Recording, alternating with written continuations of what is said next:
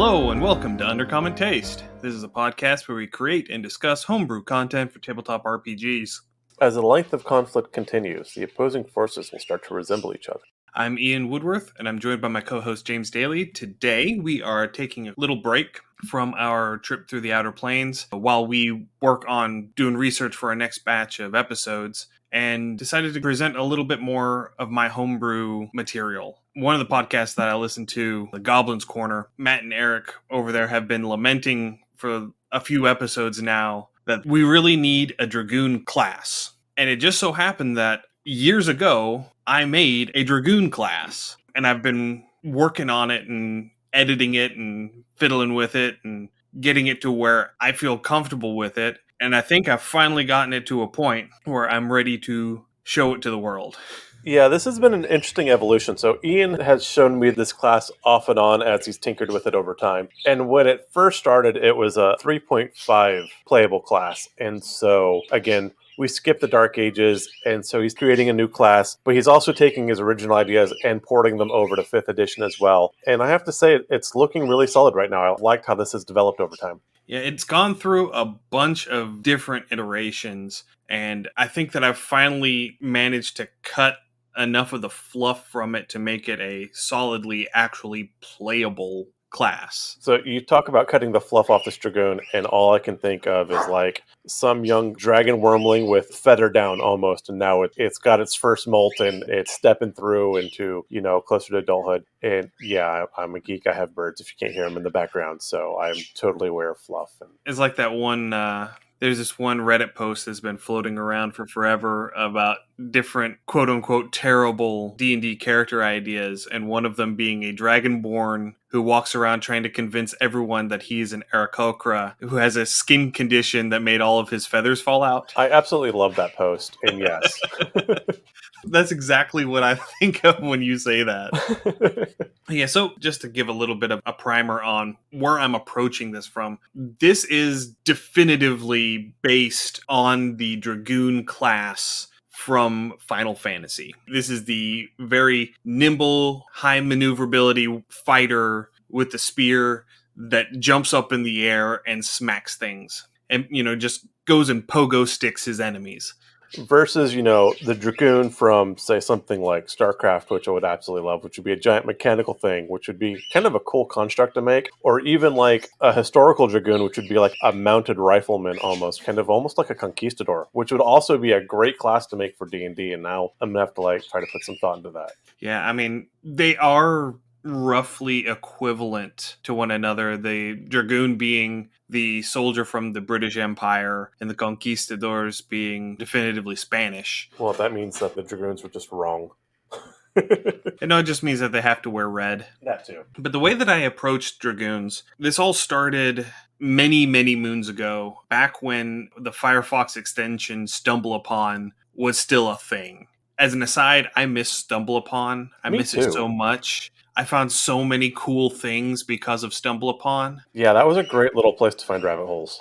Oh, so many rabbit holes. But one day I was bored and stumbling through the internet, and I came across where someone had made, it was a 4th edition homebrew Dragoon class. And I thought, this is really cool. And I bookmarked it and didn't think anything of it until I went to go back and find it like a year and a half later, and I couldn't. Because, the page had been taken down, or maybe it was 4th edition, and they hung their head in shame.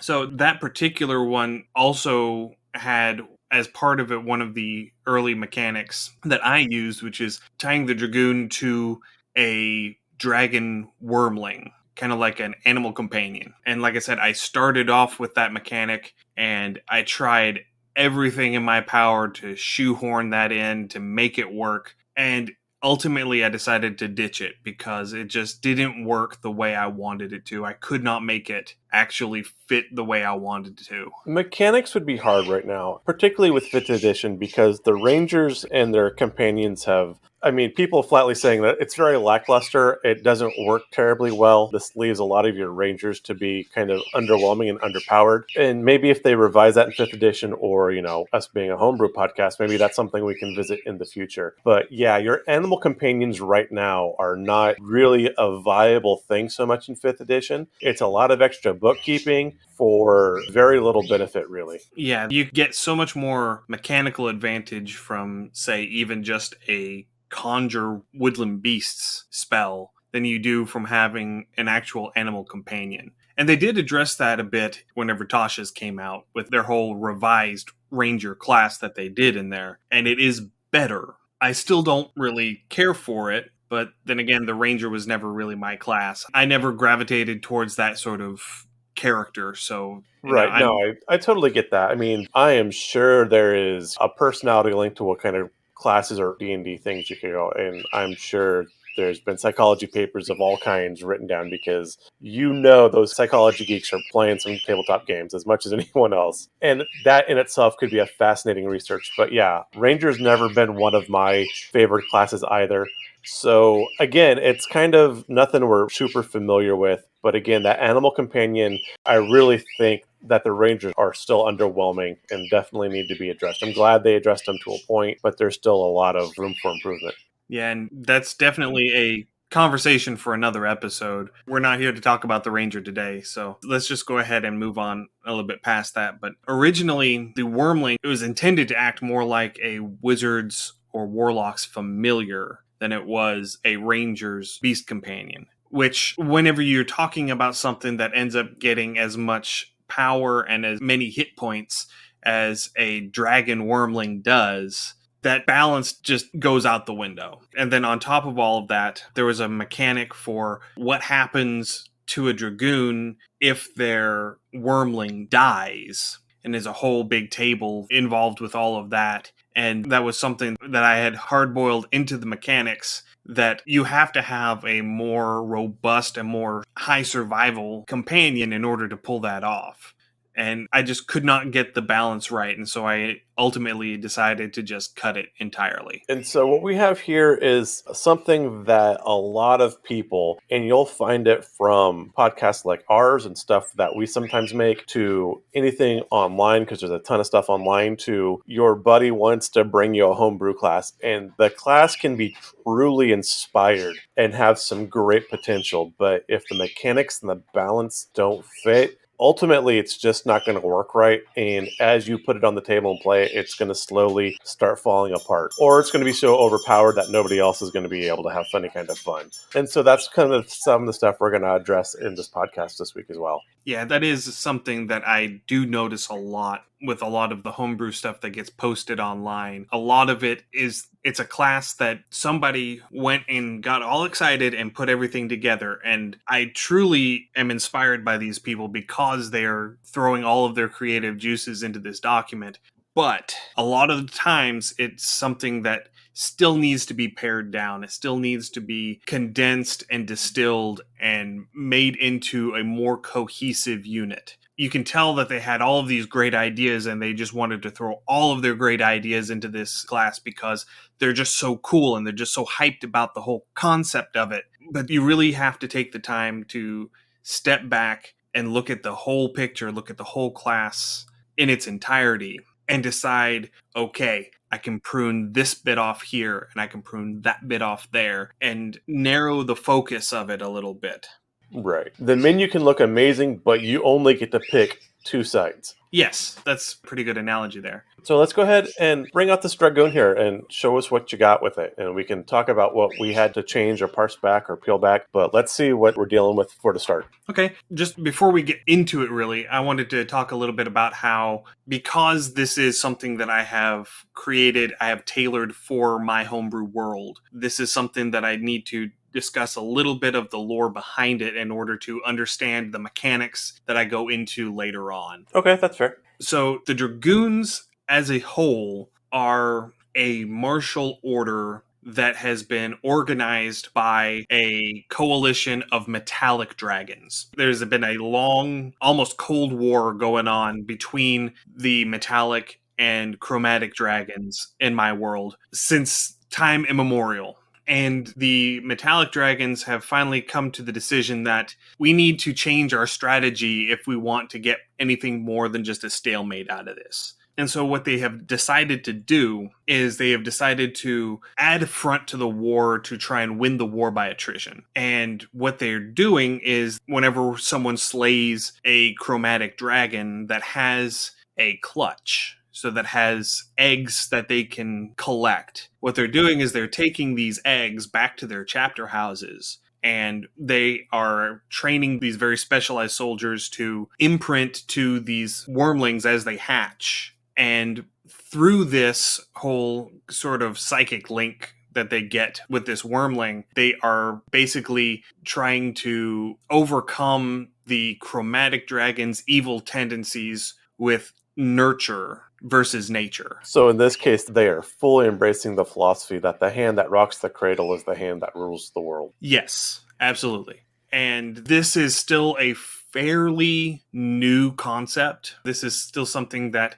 hasn't really been going on long enough for them to truly see if it's actually going to work in practice. It's still just a theory, but there are individuals that have been imprinted to their dragons for 50, 60, 70 years now, and it seems like it's working, but they are still adolescent dragons. They haven't really matured yet, and these are all going to be the individuals that are from the long-lived races, so your elves and your dwarves and your gnomes to a certain extent. So they still have a good bit of time. Yeah, I was going to say, a dragon lives a really, really long time. So that childhood is also going to be really, really long. Absolutely. And so that's the concept behind all of this, is that these dragoons are kind of a paladin-like order that serves these metallic dragons in their war against the chromatic dragons. And so their abilities are coming from a place where they're having to magically enhance their abilities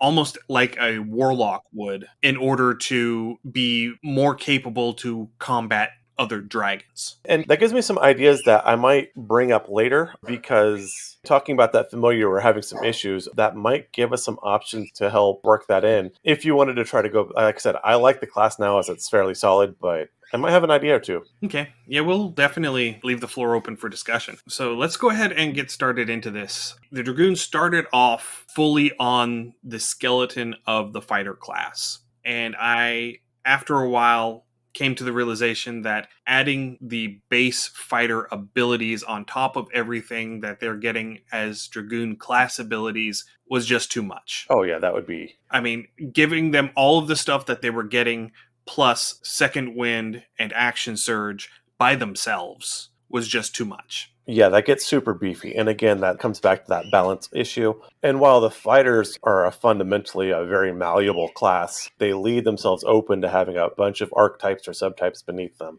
As we flesh this out, I really like how these went, and they definitely needed to be their own class versus just an addition to something else. All right, so for starters, I left the D10 hit die because it is a martial class. It is a melee martial class. All of the archetypes are strict melee. All of the weapon proficiencies are strict melee. I mean, the only thing that you're going to get with range on it is a javelin or a spear that you can throw, but that you can also stab with. So that's where I'm starting from here. So we're leaving it at a D10 hit die. For your proficiencies, you're getting light armor and shields because they are a very dexterous, very mobile fighter class. I didn't really want to throw anything heavier on them because they're supposed to be jumping around. Jump way up in the air and come down on your enemies. You're not going to do that in full plate. Why not?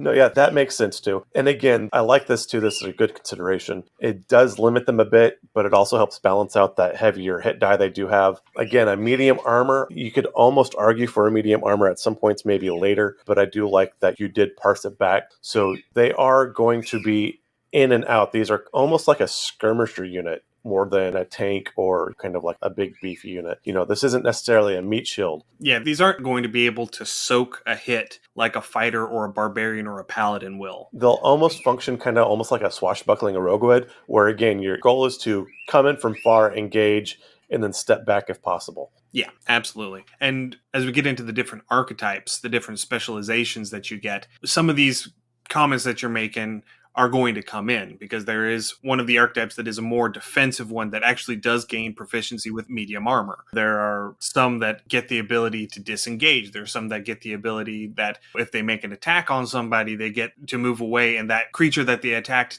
isn't able to make attacks of opportunity against them. Things like that. So these are all hard-boiled into the archetypes, which, because dragons are so varied in and amongst themselves, I felt like putting that much variance in the archetypes was necessary in order to make them feel distinct. Yeah, and again, that is a great thematic choice. And when you are homebrewing, a lot of your choices are going to be, at least they should be, in my opinion, thematic. They should give you opportunity for roleplay. They should give you opportunity to make your character alive and not just be a stat block on the table. Right. So weapons, you gain proficiency with all simple melee weapons. So you don't get a light crossbow, you don't get short bow, you don't get darts, but you do get all of your simple melee weapons. And in addition, you get the glaive, the halberd, the lance, longsword, pike, short sword, and trident. So you get all your pokey sticks. You get all your pokey sticks plus longsword and short sword. Okay. Personally, just putting it out there,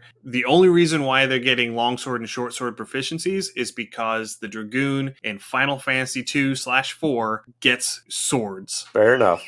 However, in that same vein, you can't use your big jumpy abilities with a sword, because Kain couldn't use his jump unless he had a spear. Okay. That's my rationale. Okay. I mean, that makes sense. Again, you can see the source of inspiration definitely shining through, which again is something I do enjoy in a character as well. Yes, Kain is flat out my favorite Final Fantasy character ever in any of the Final Fantasy games.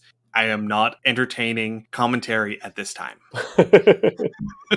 No, you're wrong. I will tell you what your favorite is. So, like the fighter, there's no innate tool proficiencies here. I didn't really feel like there were any of the tools that really screamed out that that's something that they would have. I'm going to, like the fighter, allow you to gain your tool proficiency from your background. That makes sense too, because I mean, let's face it, dragons are going to be a ton of work, even on the best of days. And this is something I was discussing with Ian earlier, when he did have the dragon wormling as part of the class, was as a DM working on this concept and trying to think, I was really going to work that Dragonly mechanic where it was going to be like having a toddler or a small puppy or something like that, where it was going to take a lot of checks and a lot of working, because it is its own personality. It's not tamed. It's not necessarily bonded because it chose to, like a ranger pet would be, but because they stole an egg and now it's just imprinted on them like a duck.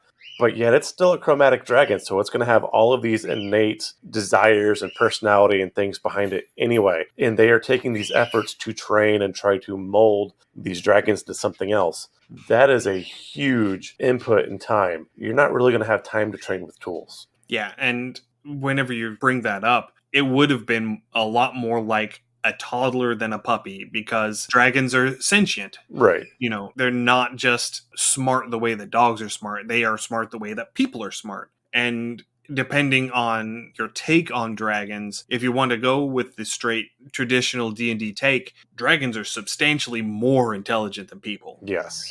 Because they are effectively immortal. They just continue to live until something decides that they don't. Give me a second here real quick. I'm actually going to take a second here and look up a wormling stat block and see what their base intelligence is. Usually, I think somewhere in the neighborhood of 10 to 12. And it depends on the color, too. It does. Like a gold or a red or a green is going to have more intelligence than a white. Yeah, so a red here is showing a 12. Yeah, so that's slightly more intelligent than your average human being, just straight out the gate. That's actually considerably more. Yeah, in game, yes. One of the things that I've always held to was, and it was an old 3rd edition thing, but it was trying to relate stats with real world. And one of the things that was fairly easy for me to glom onto was basically each point of intelligence is basically 10 IQ points. So basically, a red dragon wormling would be rocking about a 120 IQ, which would make them a, quote, gifted adult.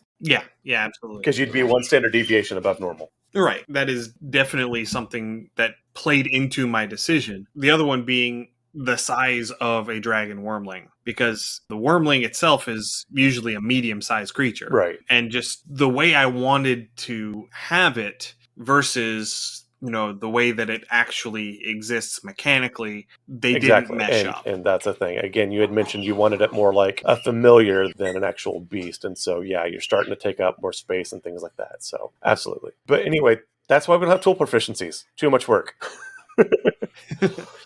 Saving throw proficiencies, you get strength and dexterity just like the fighter, mainly because of the way that the mechanics of the combat side of this class work. Wait, you're going to be a jumpy fighter and you're going to have a dexterity saving throw? I know, right? Preposterous. Skills, you get to choose two from acrobatics, animal handling, athletics, history, intimidation, nature, perception, and survival. Animal handling is, of course, a holdover from when they still had wormlings. I'm just going to leave it in case you wanted to rule for your home game that your Dragoon does have a wormling. I have someone in my home game who is actually playtesting a Dragoon for me, and she created it with the old rules where you had a wormling. So she is keeping her wormling, and periodically she has to make animal handling checks to determine how her wormling behaves. Awesome. Perfect. And then languages, you learn Draconic. Of course. So at first level, you end up getting a fighting style. The fighting styles we have are defense, so you get +1 AC when you're wearing armor. Dueling, so if you've got a melee weapon in one hand and no other weapons, you get a +2 to damage rolls with that weapon. That is going to play well for the green Dragoon archetype, and we'll get to that in a little bit. Great weapon fighting, of course. If you roll 1 or 2 on the damage die from an attack with a great weapon, you get to re-roll the damage on that die. Protection, so if you've got a shield and a creature you can see attacks a target other than you within 5 feet of you, you can use your reaction to impose disadvantage on the attack roll. And then I added one, a homebrewed one called Polearm Fighting. So you gain a +1 bonus to attack and damage rolls when using a polearm that has the reach trait. So that's for if you're going to be fighting with a glaive or a halberd or a pike. I like those. That's actually a good fighting style, and it really ties in well with the Dragoon. If anything, I would make the polearm fighting something you get and actually parsed back from the other fighting styles, potentially. Or, I don't know. I mean, you have pretty much all the fighting styles that a fighter would have listed, and that makes sense. The ones I see being used the most would either be protection, polearm fighting, possibly great weapon fighting, because again, you still have your polearm, so they're still a great weapon. I would definitely see either great weapon or polearm being the two most often used. Well, again, but the protection, and as we'll talk later, does tie in well with some of the archetypes also. Protection is again going to be more for the green, because Right. the green is going to be your more Defensive. spear and shield type archetype.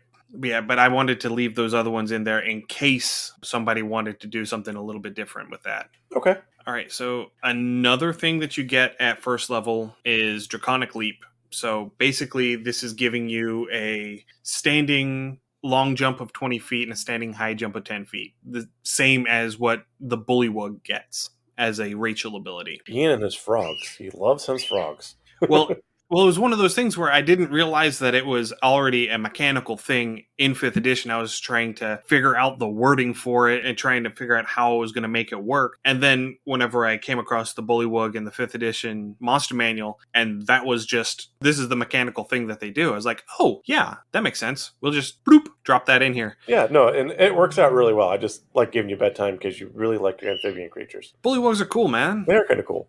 So your long jump will increase to 25 feet at 8th level and 30 feet at 15th level, and your high jump increases to 15 feet at 11th level. That's damned impressive. What's the, I know we've got the Olympics coming up here pretty soon. They may have started by the time this broadcast, I'm not sure which. But I'm wondering what the average gold medal pole vaulting is. I think it's pretty close to that, isn't it? Pole vaulting is something entirely higher than that. Way higher than that. I thought it was like around 20, 25 feet. Well, I mean, the high jump is getting to 15 feet at Is it 11th really? level. No, I'm talking about in the mechanics of the class. I was just thinking as in like a real world human. I mean, you think 15 feet, that's... I think the world record high jump is somewhere around 12 feet. I was going to say, because at 15 feet, you're jumping higher than a standard one-story building. I take that back. That is not correct, because Google has informed me. The world record for the highest high jump is by Javier Sotomayor 2.45 meters, which is 8 feet 1/4 inch. Right. So, I mean, that's a great... I mean, I like it, especially as an 11th level character. You've got this Draconic influence. Again, as we've discussed before, 5th edition really is a superhero story. So, a 15-foot high jump, that just feels good. Yeah, and it is a magically powered high jump. It's not like this is somebody who's just practicing every day and is naturally physically capable of doing it. Yeah, no, I like that. You know, they are getting their performance-enhancing magic going on. They will not be allowed to participate in the Olympics. The IOC will not allow it. Magic doping? Magic doping, yes. And as part of this, you're also able to land from higher falls without taking damage. So the distance you can fall without taking fall damage is increased by 5 feet per point of your proficiency bonus. So you end up getting an extra 10 feet, meaning that you can fall 20 feet before you start taking fall damage at first level. And at 20th level, you can fall almost 50 feet, which is 40 feet. Oh, you can fall 40 feet. 35 plus 5? Because your proficiency is 7, right? 6 times 5 is 30 feet. Okay, I thought the proficiency bonus was 7 at 20. No, okay. 6. Okay. Plus 6 at 20th level. Yeah, then 40 feet, yeah. But again, that's impressive. I mean, it's hard to wrap your mind around 40 feet until you see 40 feet, but that's... Well, I mean... that's a good fall. Let's just compare that for a moment to what the monk gets.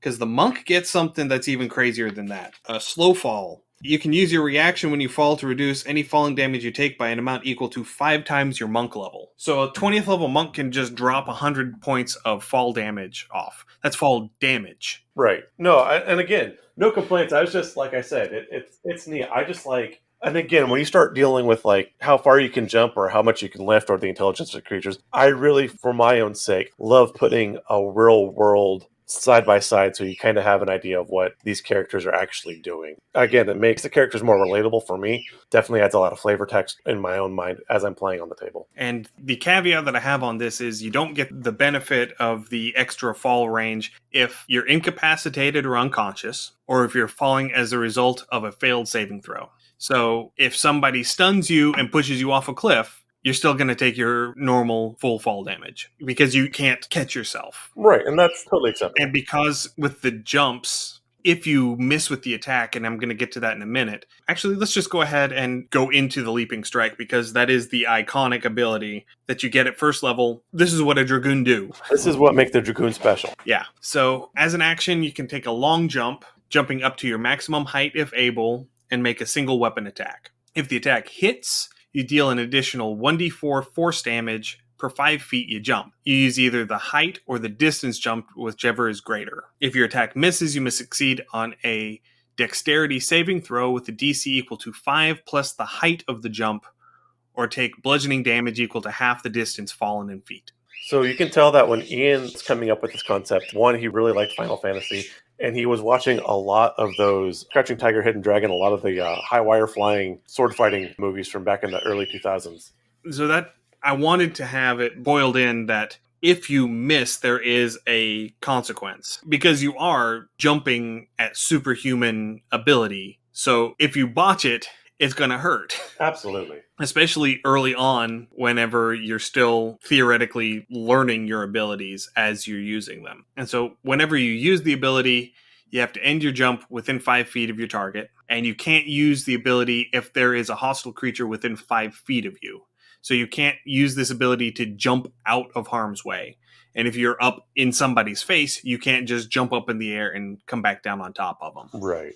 Actually, do you have that in a mechanic? Is there a minimum range for your jump?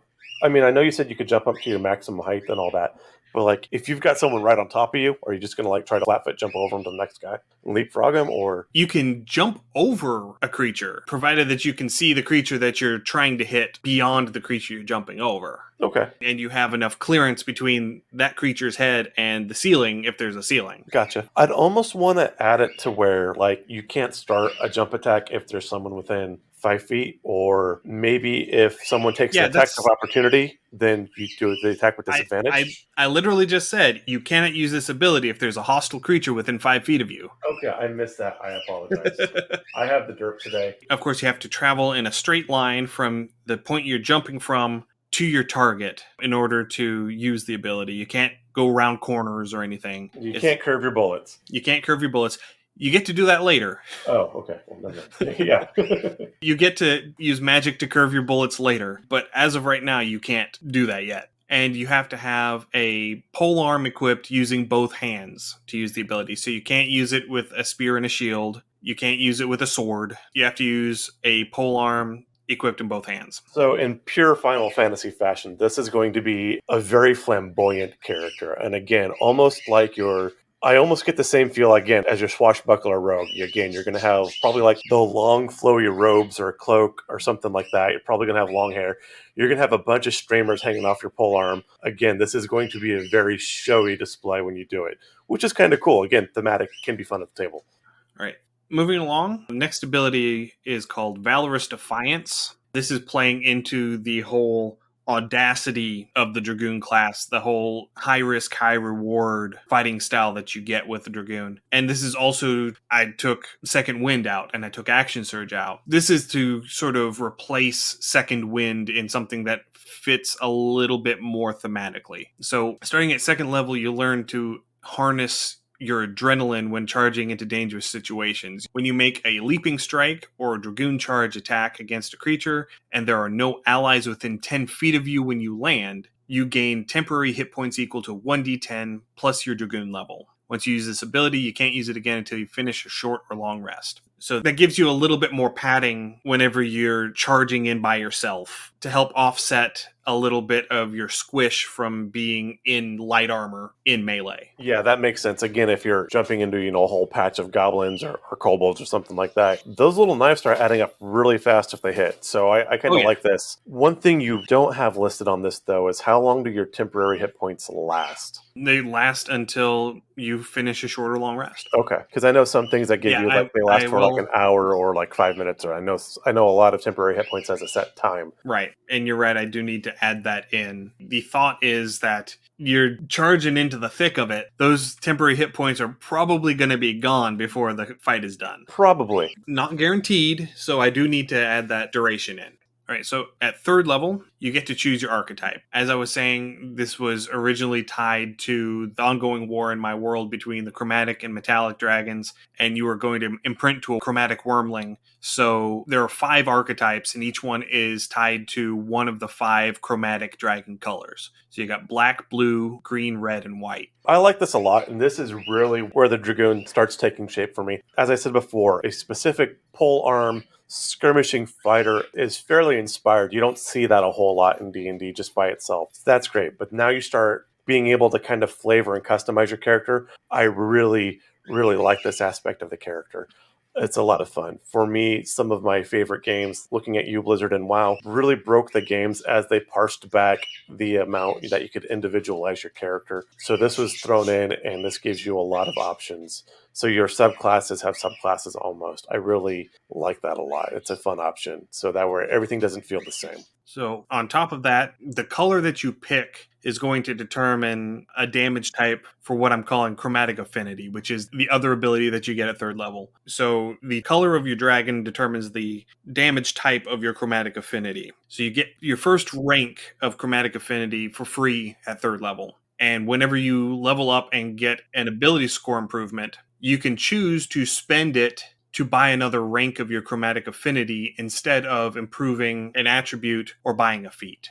So what chromatic affinity does is it gives you an ability called Draconic Shout. So you can choose either a 30-foot line or a 15-foot cone. Everything in the area of effect has to make a dexterity saving throw or take 2d6 damage of your affinity type or 1d6 thunder damage, your choice. You have to choose that whenever you do it, and everything in the area of effect takes the same damage type. So friendly fire is an option, boys and girls. Be careful. Yes, friendly fire is an option. I like this. That Draconic affinity is kind of expensive, but again, adds a good bit to the character. So it's not something you're like, oh, I'm absolutely taking this. It does make it something you do want to consider. And it's really powerful for what you get. Right. Now, the name of it, and I brought this up before, not my favorite. Still can't think of anything much better. I really need to ponder that because, I don't know, Draconic Shout just sounds too Skyrim-y for me. personally. But again, it is what it is, so I can't really, like I said, I don't have anything better for it. I mean, it is a shout that emulates your Affinity Dragon's breath weapon. Yes. That is purely what it is, and that's why it's called Draconic Shout. So, yeah, no, again, I totally get it. I understand the reasoning behind it. I like how it works. It's one of those things where it's slightly off-center. It's like when the picture frame's just a little bit off level, and you just can't help but to stare at it, and you want to fix it, but you don't know that you can. That's kind of where I'm at with that.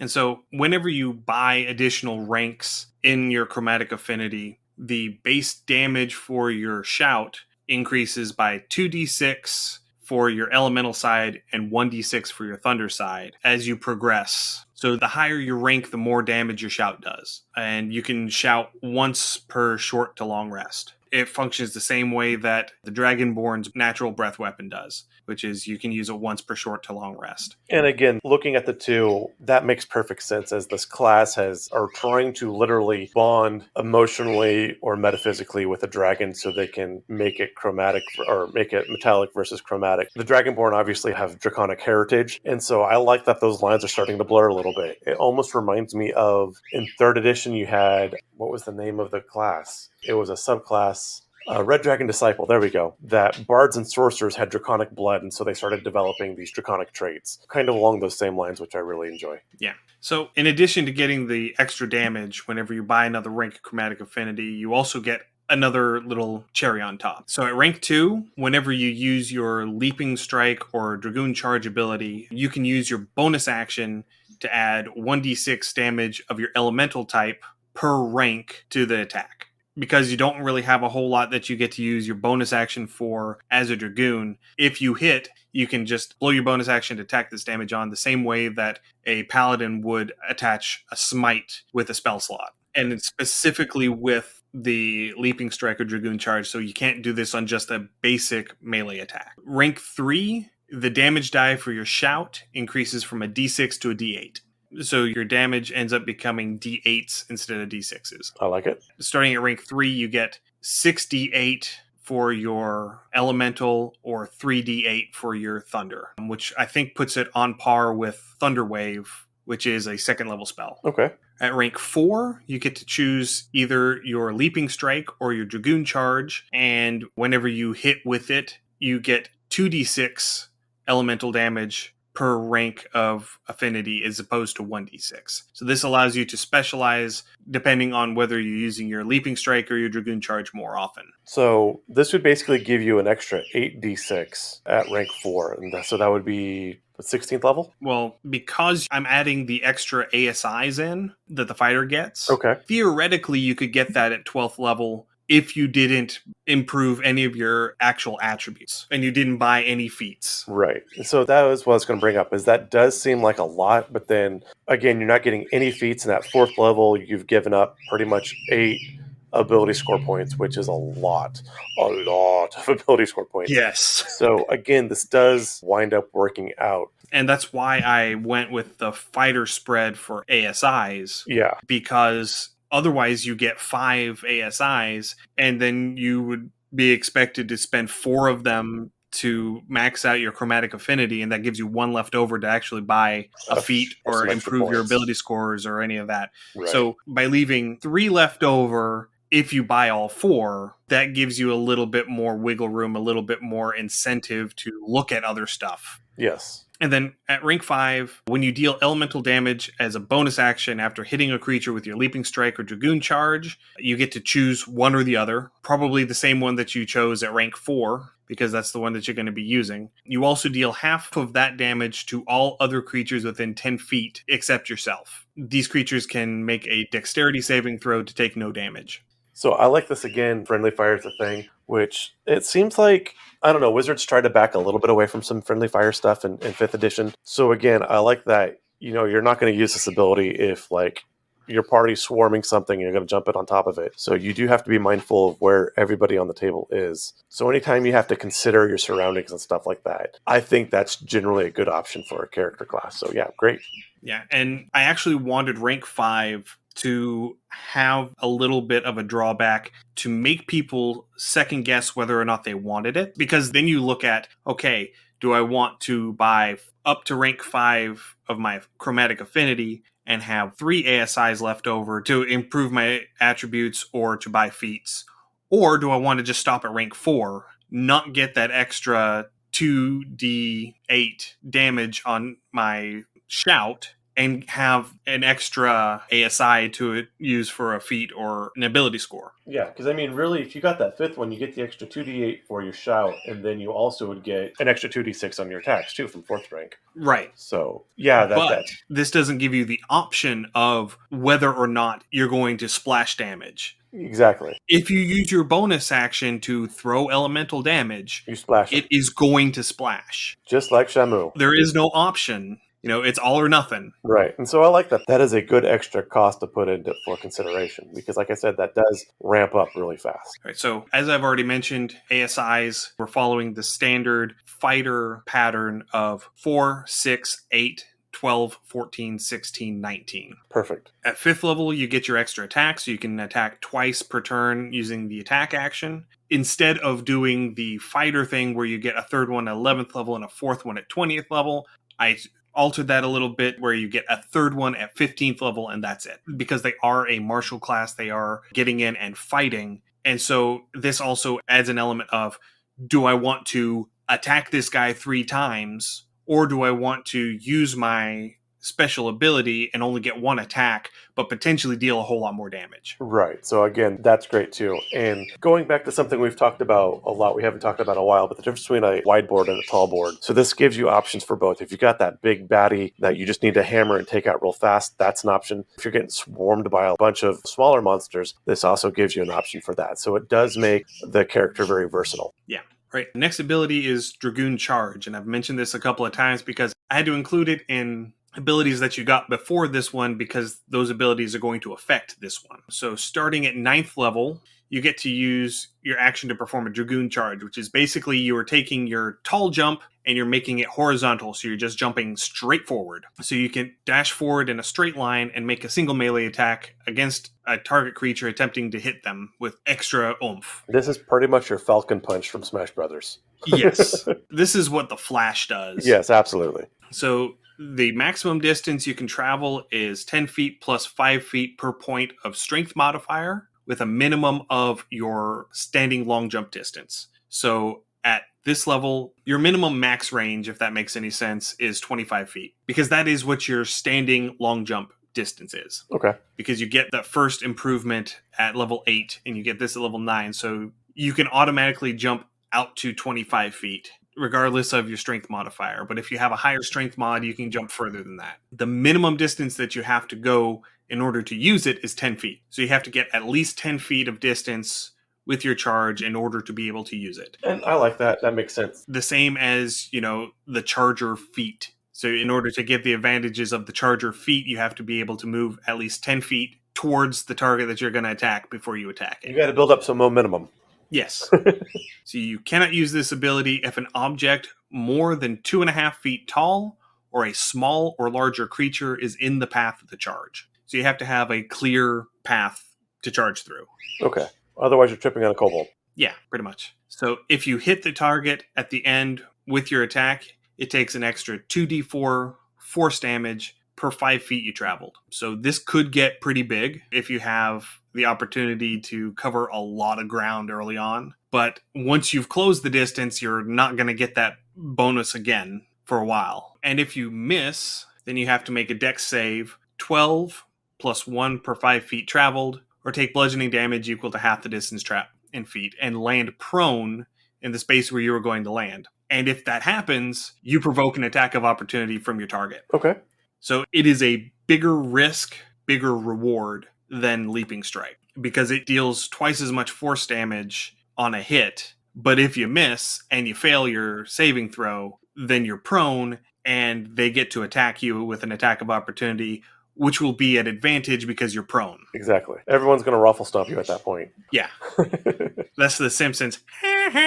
Exactly. And you can use this ability to cross difficult terrain or open spaces such as pits or chasms with no penalty, provided that the space that you're landing in on the other side is not difficult terrain, and that there's no more than 5 feet of height difference between your start and your endpoints. So that's that. At 11th level, you get Scale of the Coiled Dragon. So at 11th level, you get advantage on your dex saves when you miss with a Leaping Strike or Dragoon Charge. You know, you've been doing this for a while. You get to a point where it's easier for you to catch yourself without splatting if you miss. And again, that's perfectly reasonable. And the damage that you take from failing the saving throws or for falling is half. So you take half damage from falling. Okay. Starting at 13th level, Draconic Grace. This is where you don't have to travel in a straight line to use your Leaping Strike or Dragoon Charge anymore. And it also lets you use your Leaping Strike to attack a flying creature. So as long as the creature is within range of your high jump height plus reach. So at this point, at level 13, it would be 15 feet plus your reach, so either 20 or 25 feet. So if you can get a flying creature that is within 20 or 25 feet of the ground, you can use your Leaping Strike to jump up and attack it. I like that. That just plays into the whole, they're being trained to fight dragons, and dragons fly. So they need to be able to hit the dragon while it's flying. And then the last class ability is Draconic Cleave. So starting at 18th level, if you reduce a creature to 0 hit points with a Leaping Strike or Dragoon Charge, you may immediately target another creature within 20 feet of you for a second attack using the same ability. The second attack deals bonus damage as if you had traveled 10 feet, regardless of distance traveled, and can be used against creatures within 10 feet of you.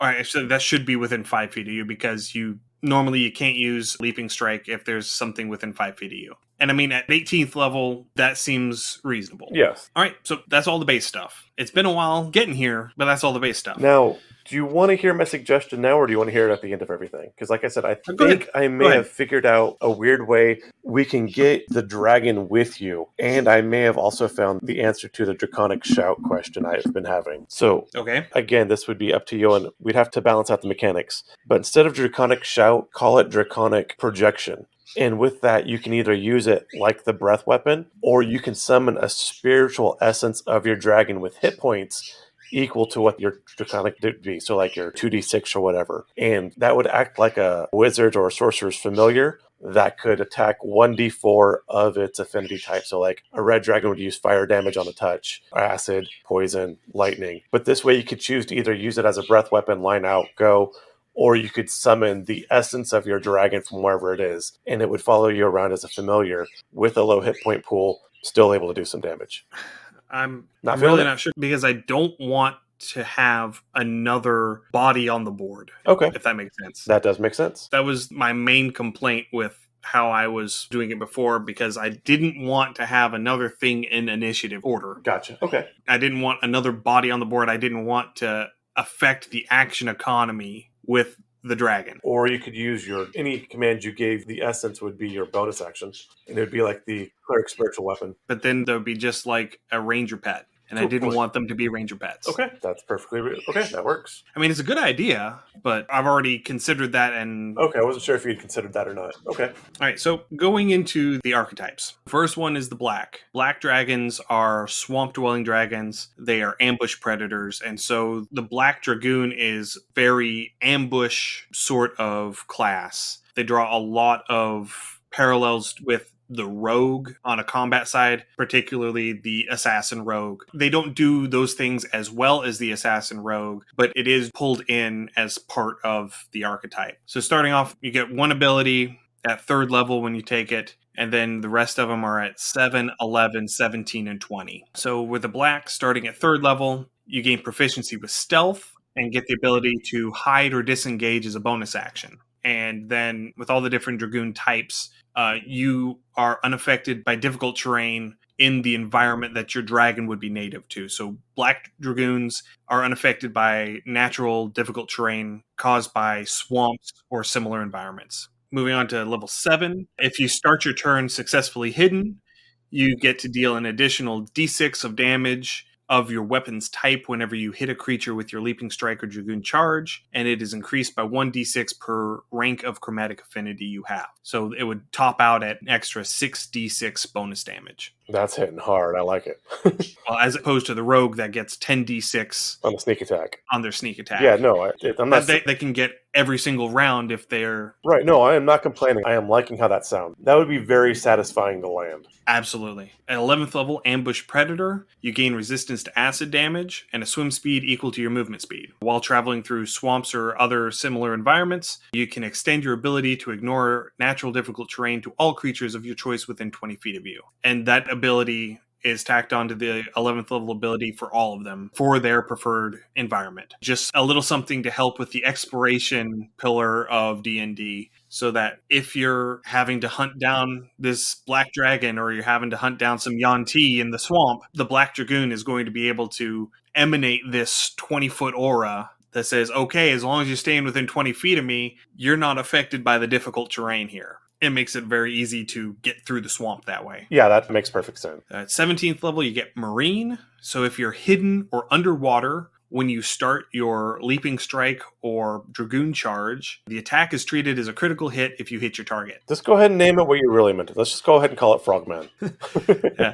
Once you use this ability, you can't use it again to finish a short or long rest. This is akin to the Assassinate ability of the Assassin Rogue, where if you attack somebody with a sneak attack and they haven't gone yet, then it's an automatic critical. And then at 20th level, Master Saboteur. Whenever a creature fails their dexterity saving throw against your Draconic Shout, their AC is reduced by 1 per rank you have in Chromatic Affinity for 1 minute. Creatures with resistance to acid may take a Constitution saving throw to avoid this reduction, and creatures that are immune to acid damage are unaffected. I love this. I love being able to break armor down. That's really something that's been left out in this edition. Yeah, and if you've taken the time to buy all 5 ranks, that -5 to AC against a creature at 20th level is going to be huge. I mean, that's knocking a 22-23 AC down to a 17-18 AC. Yeah, that is absolutely huge. You're adding an extra 25% hit chance on top of this, mechanically speaking. So yeah, that's what the black does. It is a very hit and run kind of archetype, taking a little bit more from the being able to hide and take the enemy unawares. They're not going to be very flashy. They're going to be very no nonsense. Get in, get the job done, get out. Yeah, so these are, instead of like, your big swashbuckler, this is going to be like your ninja type again. This is your assassin rogue. Yeah, and I would say it's less hit and run and more hit and disable. Your hits are definitely going to take the wind out of a lot of sails, and so they're not going to be able to react near as quick or as fast. You're not necessarily trying to disengage at this point because you have taken a huge chunk of the armor or you've just laid a huge single hit on them. So you're less about that in and out and more just kind of like one shot and they're on the ground. Yeah, but you also get that ability to disengage as a bonus action. That is true, yes. If you need it. So if you really wallop somebody and it doesn't take them down, you get the ability to... Just kidding. Step back. Bonus action, disengage, step 10 feet back. Oh, wait, I thought you were somebody else. I'm sorry. I didn't mean to sock you like that. Yeah. So moving on to the next one, the blues. So blue dragons are native to the desert. They are lightning affinity. Blue dragons are best dragons. No, I will not be entertaining commentary at this time. When I was reading this, I was honestly looking to see if you were going to overstack the blues, and you didn't. So I was quite proud of you for that. That is because I nerfed them about 3 times before I sent you this document. Because I was very conscious of that. So starting off, Sapphire Scales at 3rd level. Your affinity type is lightning.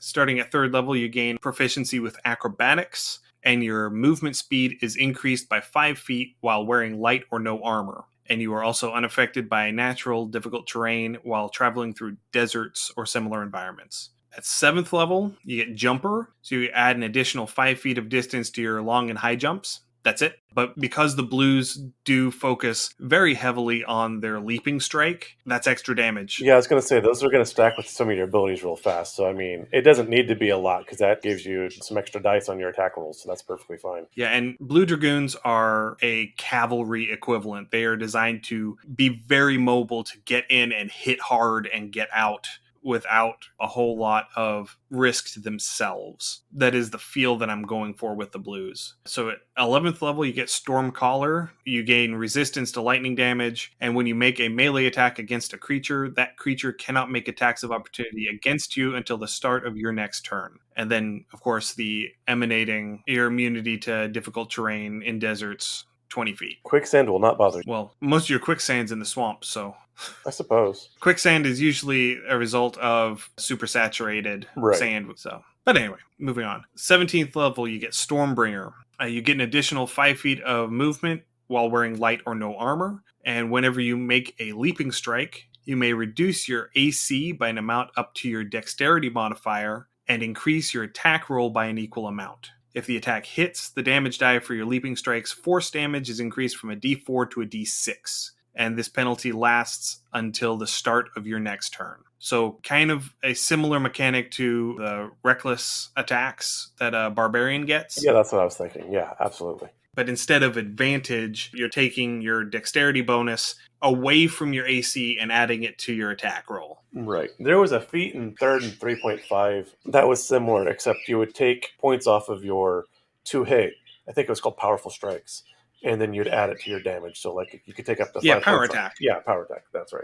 Yeah. And then at 20th level, you get Harbinger of the Tempest. So whenever a creature fails their dex save against your Draconic Shout, they are stunned until the end of your next turn. Creatures with resistance to lightning damage make a Constitution save to resist the stun, and creatures that are immune to lightning damage are unaffected. That just feels good. This is the only one of the 20th level abilities across any of the Dragoons that doesn't have a 1 minute duration, because stuns in and of themselves are broken. Anyone who happened to listen to Critical Role's Vox Machina versus Mighty Nine one shot that they did at the end of Campaign 2 will know exactly what I'm saying when I say that stuns are broken. I have not got that far yet. I'm trying to finish the Mighty Nine before I listen to that. It was a whole lot of fun to listen to. But yeah, you'll know exactly what I'm talking about whenever you get there. Okay. So that takes care of the blues. Next one in the list is the greens. The greens are your defensive, tanky Dragoons. They're the ones that are going to have a more defensive, less in-your-face, less powerful offensive side, but they're going to be able to soak more hits. So starting at 3rd level with Emerald Scales, your affinity type is poison, and starting at 3rd level, you gain proficiency with medium armor and Constitution saving throws. That by itself is a lot. Yeah.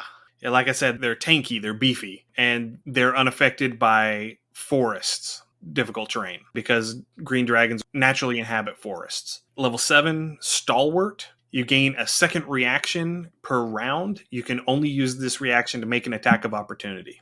You also gain the ability to make leaping strikes and Dragoon charges while using a shield and spear. So that way you get to have that AC bonus from your shield and still get to do all of your jumpy, bouncy stuff that a Dragoon do. I like it. Level 11, you get Defender. So you gain resistance to poison and advantage on saving throws against the poison condition, as every other poison resistance class and racial ability happens to be. Whenever you're the target of a spell or ability that targets multiple allies and deals damage, you may use your reaction and choose to fail your saving throw to have the ability automatically hit you, allowing all of your allies to automatically succeed on their saving throw. Once you use this ability, you can't use it again until you finish a short or long rest. This is a callback to an ability that was in 4th edition. I can't remember what it's called, but basically where if you're in a fireball, you can choose to soak that fireball and none of your friends take damage. That's an awesome ability. Holy crap. Yeah, I think it was an ability that was part of the Justiciar Prestige class. Okay. And then, of course, you get the 20-foot radius, ignore difficult terrain and forests. 17th level, you get Protector.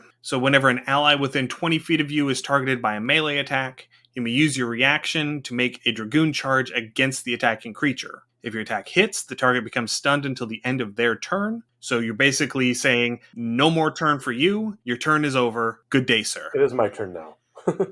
And if your attack misses, then the creature's attack is made with disadvantage. So it's basically an improved protection fighting style. I like it. It's almost like an interrupt in WoW, which is a nice thing to have, really. It's like the intercept ability that the warrior has. I like it. And then at 20th level, you get Relentless. So whenever a creature fails its dexterity saving throw against your Draconic Shout, it becomes poisoned. While poisoned, it takes 1d6 poison damage per rank of chromatic affinity at the beginning of each of its turns, lasts for 1 minute, and it can make a constitution save at the end of each of its turns, ending the poisoned effect on a success. Okay. I mean, that rounds out. I like the greens. I mean, my personal, affinity would probably be a green or black dragon personally. I really do like how these greens fleshed out, though, that they feel really good. Yeah, and the player who is playtesting this in my home game, she is playing a green Dragoon who also happens to be a green Dragonborn. All right, moving on to reds. The reds are the big, bad, mean chromatic dragons. They are the biggest, baddest, meanest of the chromatic dragons. They're the famous ones everybody knows. Yes.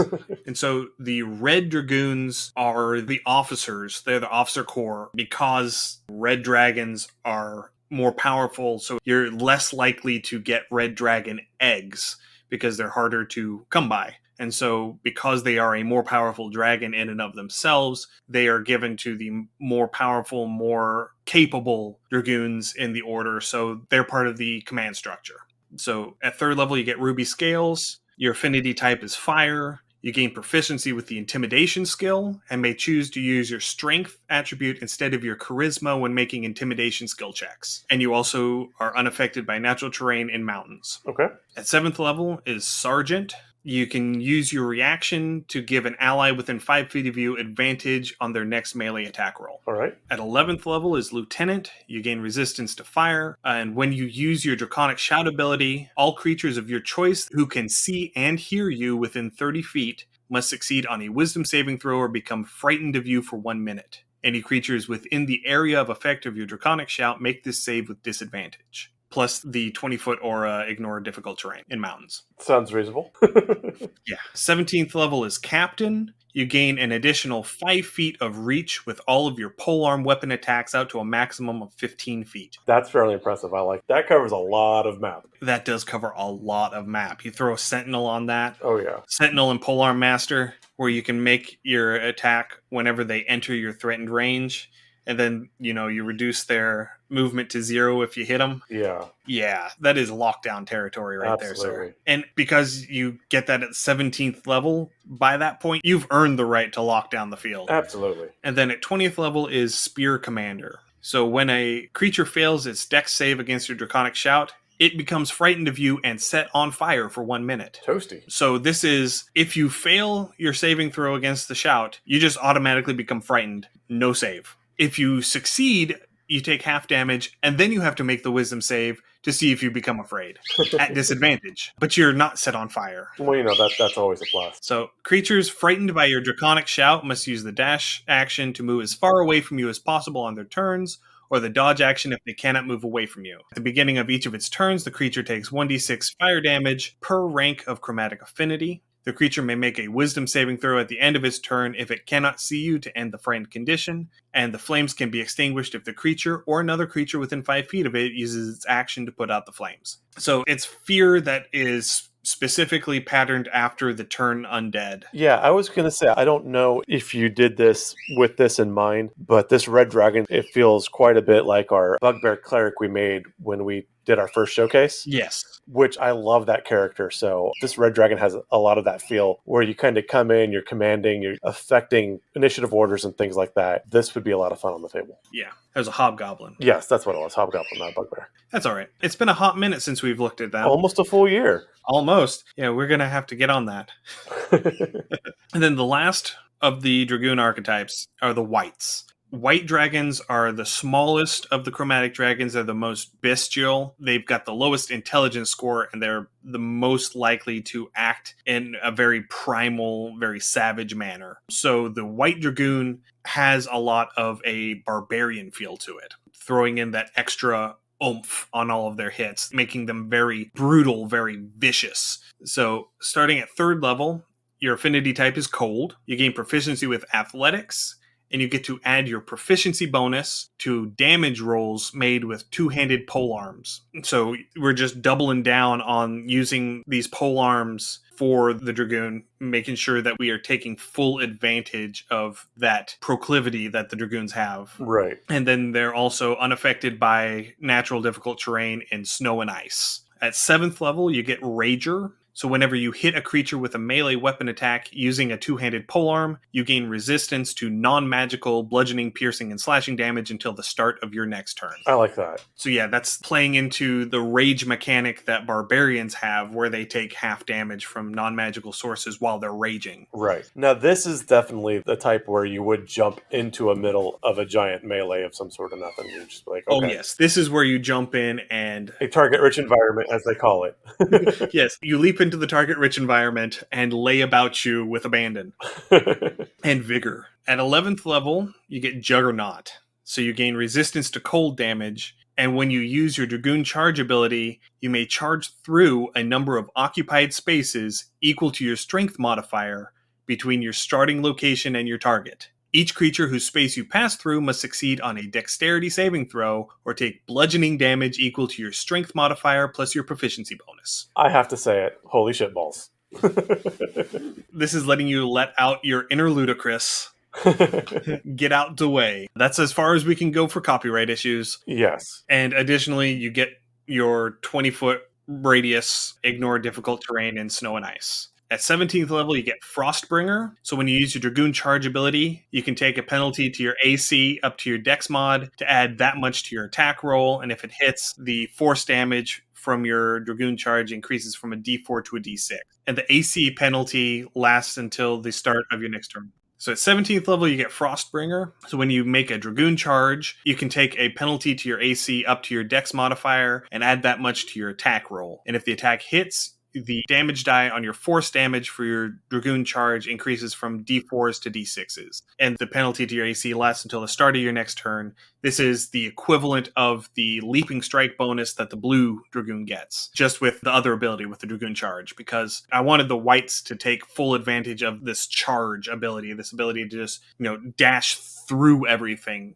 There's not a lot of flash and show to this. This is a very brutal, very in your face sort of thing. Yeah, I like it. It's not complex. I'm just going to come and swing in and it's going to be done when I'm done. Yeah.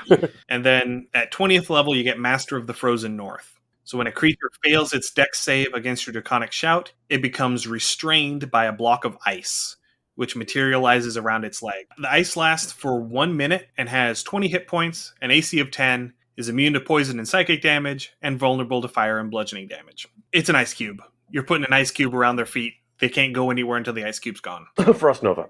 Yes. Yeah, that's basically what it is. That is basically what it is. So yeah, that's them, because that will give them the opportunity to lock down an opponent. They have to spend their turn trying to break themselves out. So at 17th level, you get Frostbringer. So when you make a Dragoon Charge, you can take a penalty to your AC up to your Dex modifier and add that much to your attack roll. And if the attack hits, the damage die on your force damage for your Dragoon Charge increases from D4s to D6s. And the penalty to your AC lasts until the start of your next turn. This is the equivalent of the Leaping Strike bonus that the blue Dragoon gets, just with the other ability with the Dragoon Charge, because I wanted the whites to take full advantage of this charge ability, this ability to just dash through everything. There's not a lot of flash and show to this. This is a very brutal, very in-your-face sort of thing. Yeah, I like it. It's not complex. I'm just going to come and swing in and it's going to be done when I'm done. Yeah.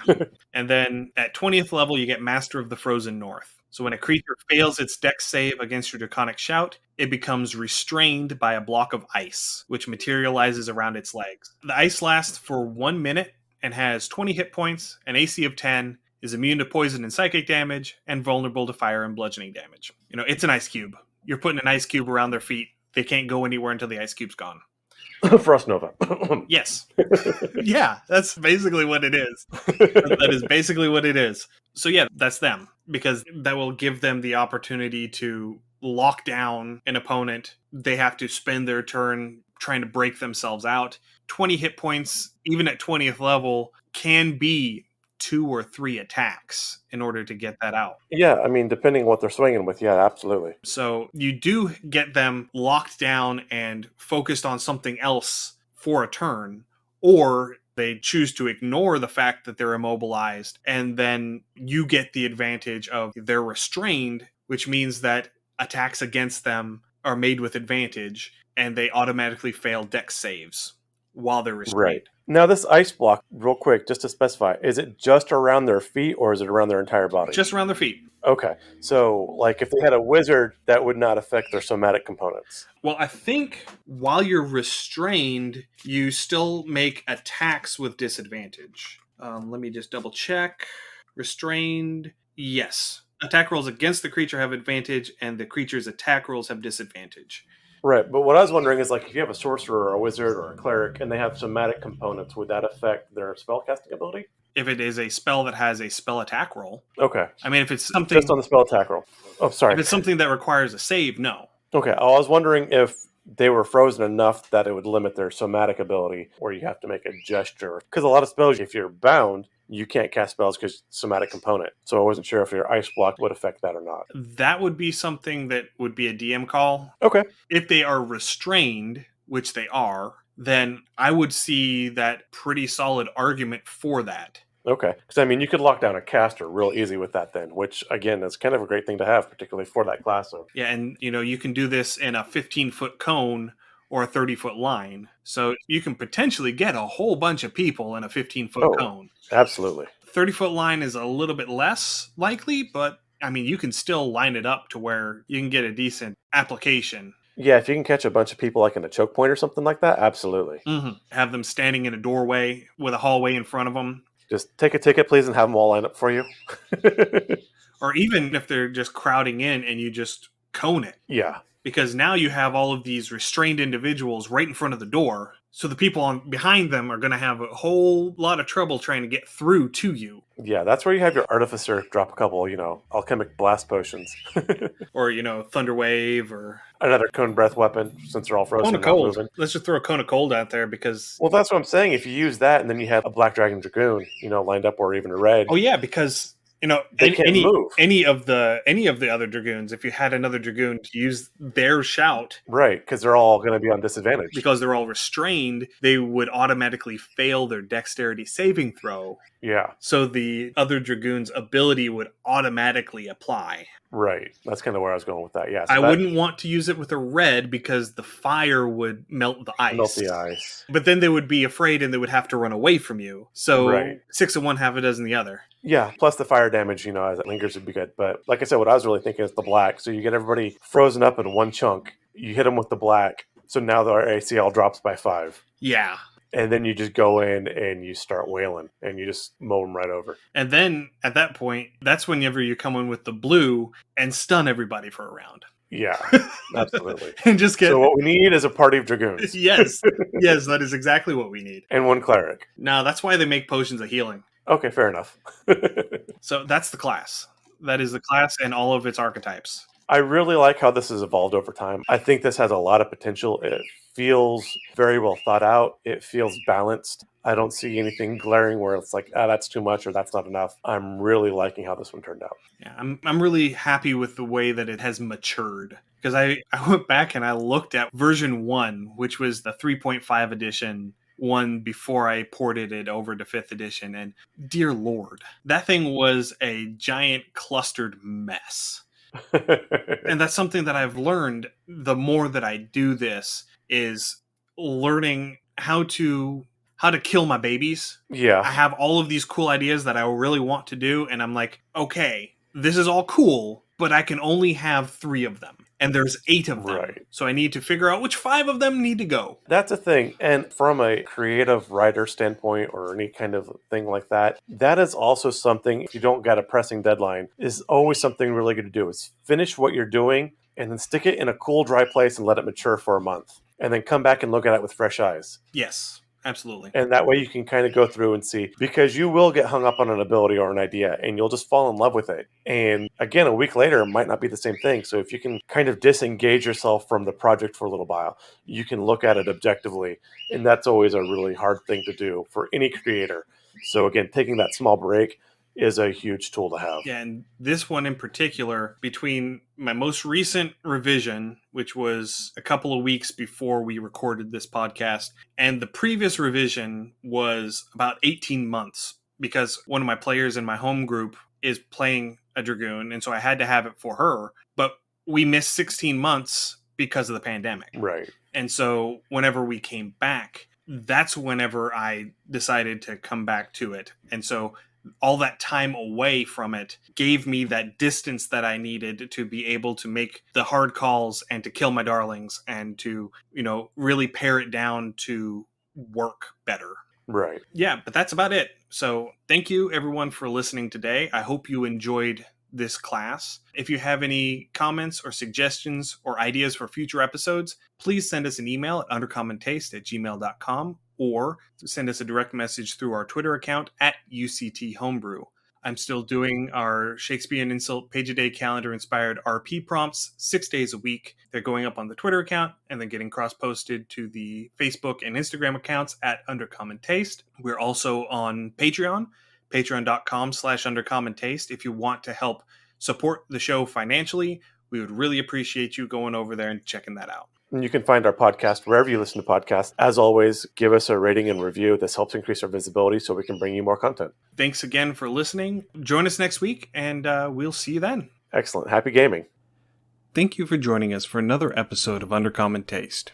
If you enjoyed what you heard, please pass it along to your friends. If you have comments, suggestions, or ideas, you can email them to us at undercommontaste@gmail.com. If we like your idea, it may make it into a future episode. You can find us wherever you find your podcasts, and we would greatly appreciate any likes, ratings, and comments you could provide. Find us on social media.